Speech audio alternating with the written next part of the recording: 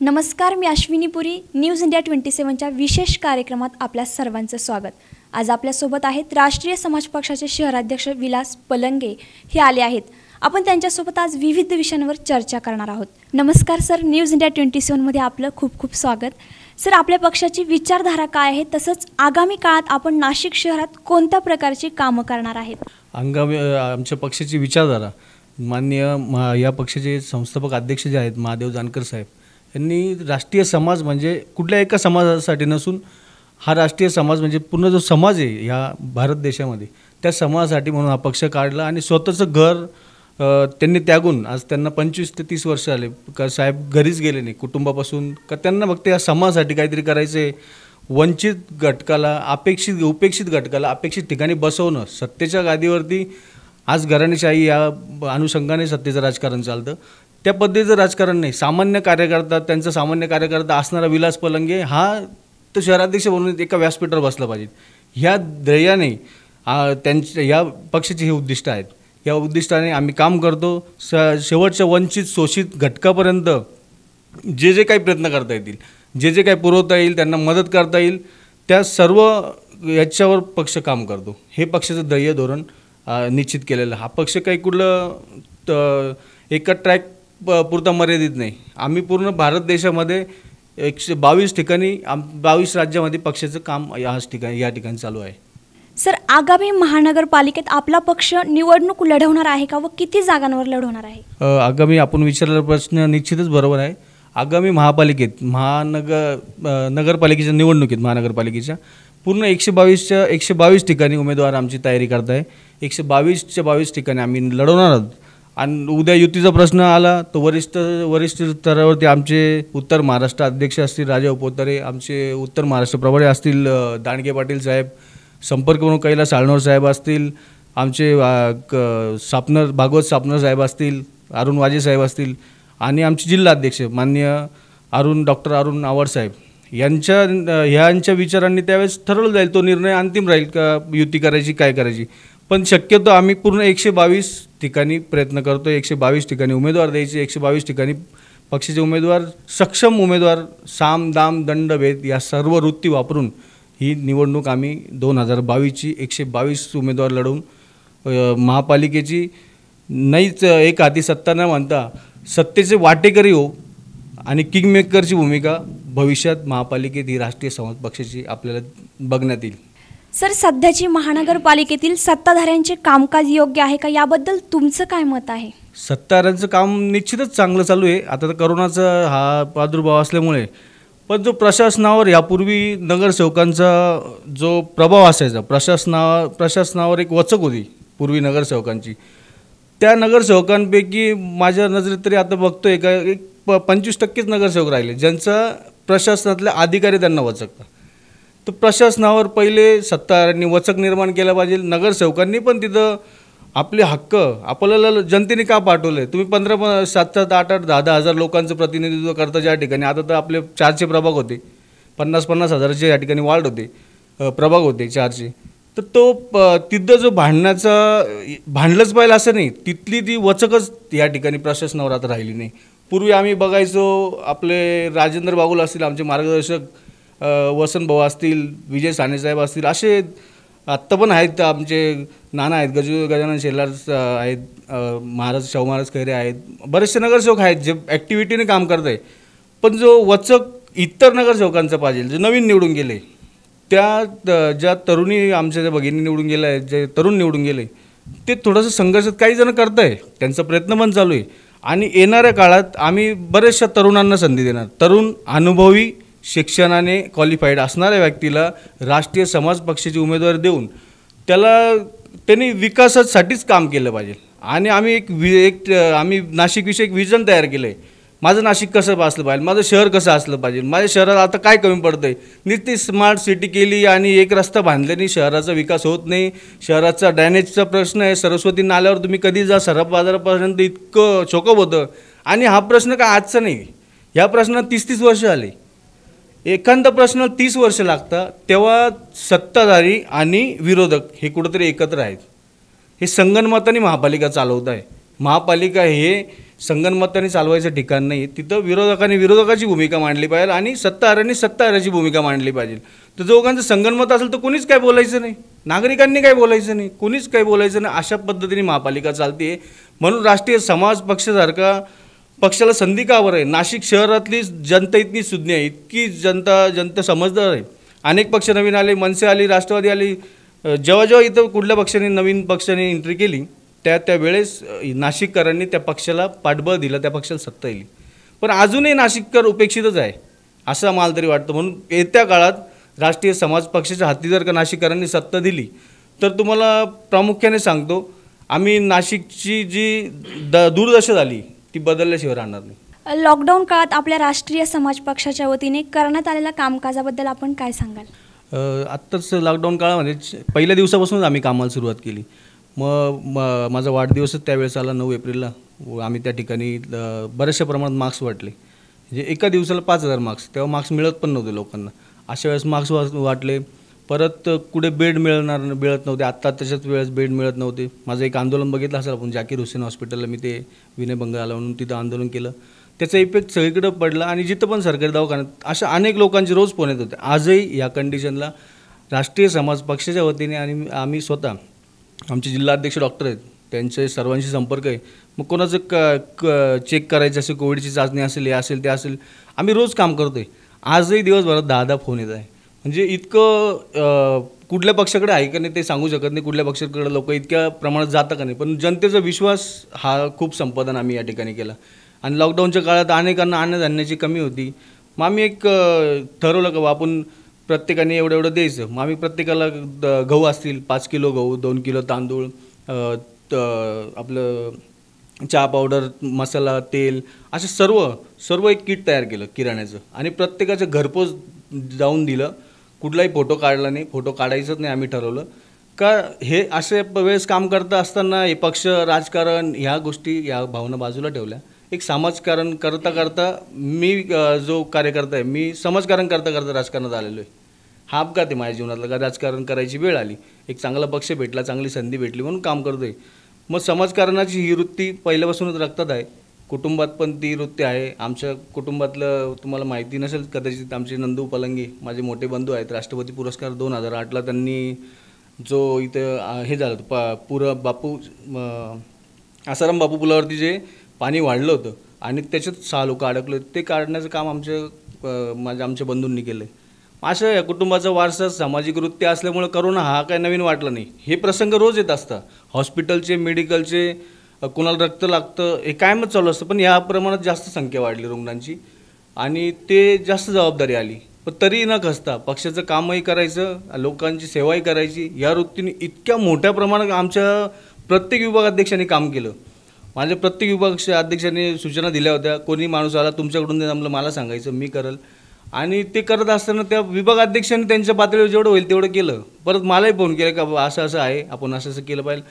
म्हणून कुठल्या पण नागरिकाला आत्ता पण कुठलीही अडचण असेल तर तुमच्या वतीने नागरिकांना आव्हान करतो का तुम्ही राष्ट्रीय समाज पक्षाच्या छोट्यातल्या छोट्या कार्यकर्त्याला भेटा. तो जी काय समस्या असेल ती समस्या सोडवण्याचं काम करेल. हे काम आम्ही कोविडमध्ये आणि हा विश्वास लोकांचा आम्ही मिळवला. त्यामुळेच यापुढील काळातही असे काही प्रसंग आले तर जनतेने यावं आमच्याकडे, हक्काने सांगावं. आम्ही पण त्यांच्या कुटुंबातले लोक, आम्ही काही बाहेरून थोडे आलो. आम्ही राष्ट्रीय समाज पक्ष हा मुळातला महाराष्ट्रातली पार्टी आहे.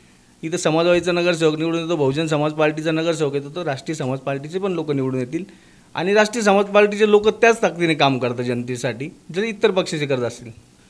प्रथमतः नाशिककरांना दिवाळीच्या शुभेच्छा देतो आणि आपल्या पत्रकार बांधवांची तसेच जे आम्हाला सहकार्य करत असतात कायम आम्हाला पत्रकार म्हणून आम्हाला जे एक चांगल्या भूमिका देत असतात आणि चांगल्या ठिकाणी आमचे पक्षाचे विचार पोचवत असतात, त्याबद्दल पत्रकारांचे आणि सर्व नाशिककरांचे परत एकदा आभार मानतो आणि जय हिंद, जय महाराष्ट्र. त्याचबरोबर आता आपल्यासोबत उपस्थित आहेत राष्ट्रीय समाज पक्षाचे जिल्हाध्यक्ष डॉक्टर अरुण आव्हाड सर. यांचं देखील न्यूज इंडिया 27मध्ये खूप खूप स्वागत. सर, राष्ट्रीय समाज पक्षाचे जिल्हा स्तरावर कशा प्रकारे कामकाज आहे आणि पक्षाच्या किती शाखा आहेत? संपूर्ण नाशिक जिल्हाभर टोटल असलेले आपले 14 तालुके आणि 16 विधानसभा या सर्व तालुकास्तरीय आमचे तालुका अध्यक्ष काम करत आहे.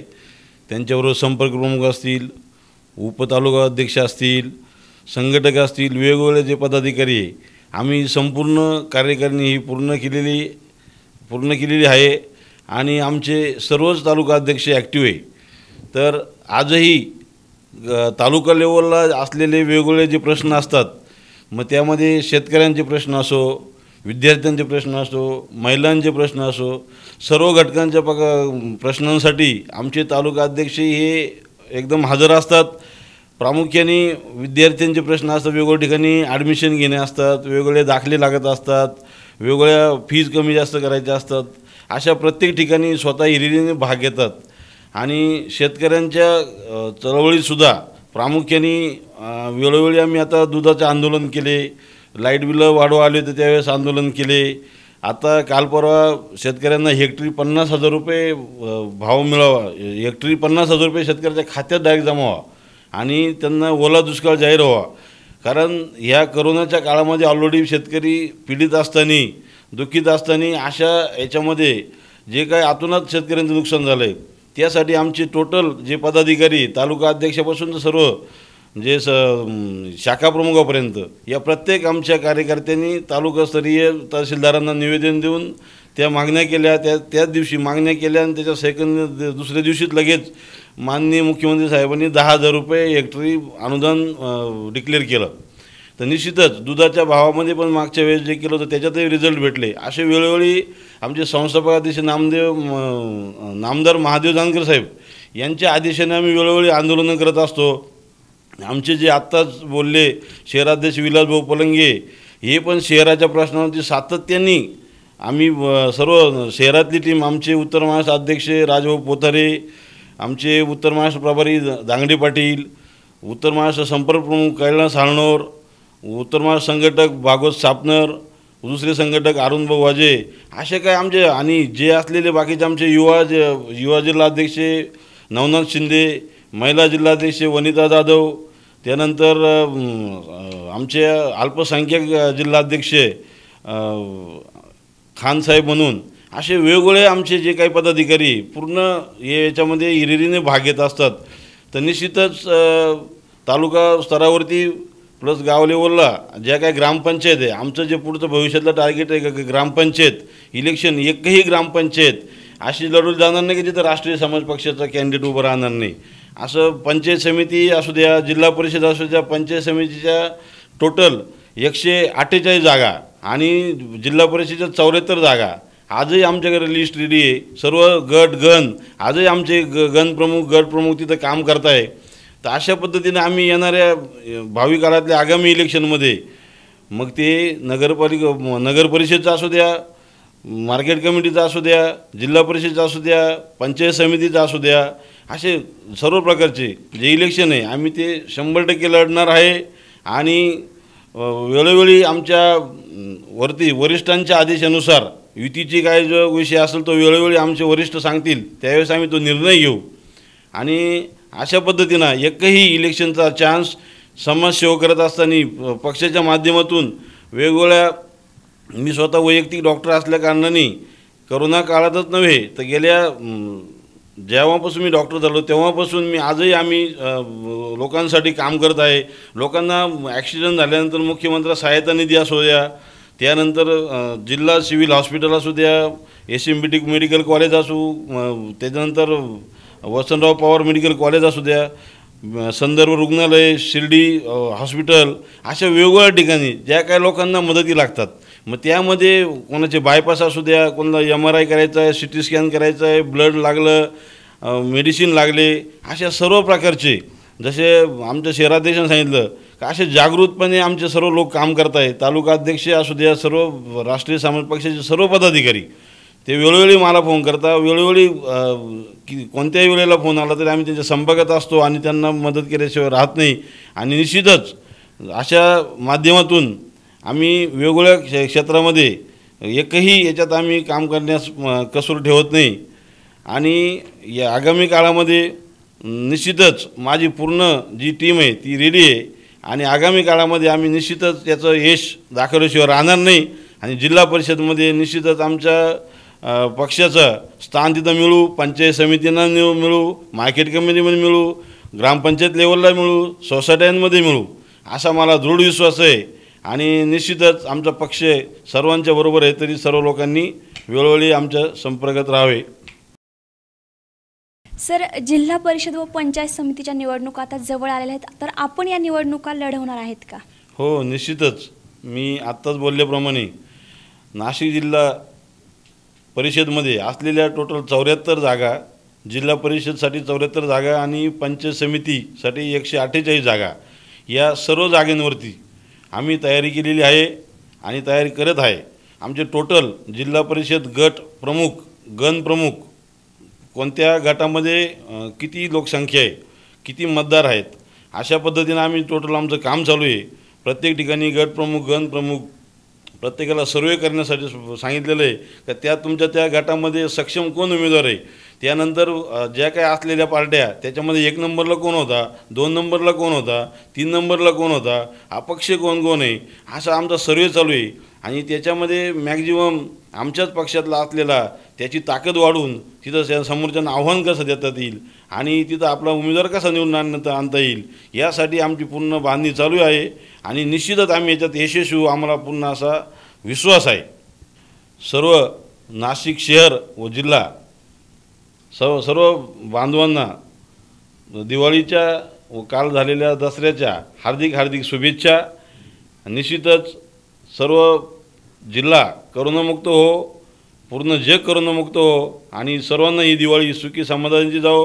आणि दिवाळीमध्ये सर्वांनी सोशल डिस्टन्सिंग पाळावं, प्रशासनाला सपोर्ट करावा आणि मास्कचा वापर करावा आणि सॅनिटायझर वापरावं. निश्चित सर्वांनी याची काळजी घ्यावी आणि पुनश्च एकदा दिवाळीच्या हार्दिक शुभेच्छा. तर हे होते आपल्यासोबत राष्ट्रीय समाज पक्षाचे शहराध्यक्ष विलास पलांगे आणि तसेच राष्ट्रीय समाज पक्षाचे जिल्हाध्यक्ष डॉक्टर अरुण आव्हाड सर यांनी अतिशय परखडपणे आपलं मत व्यक्त केले. धन्यवाद सर. कॅमेरामन प्रसाद पवारसह मी अश्विनीपुरी, न्यूज इंडिया 27 नाशिक.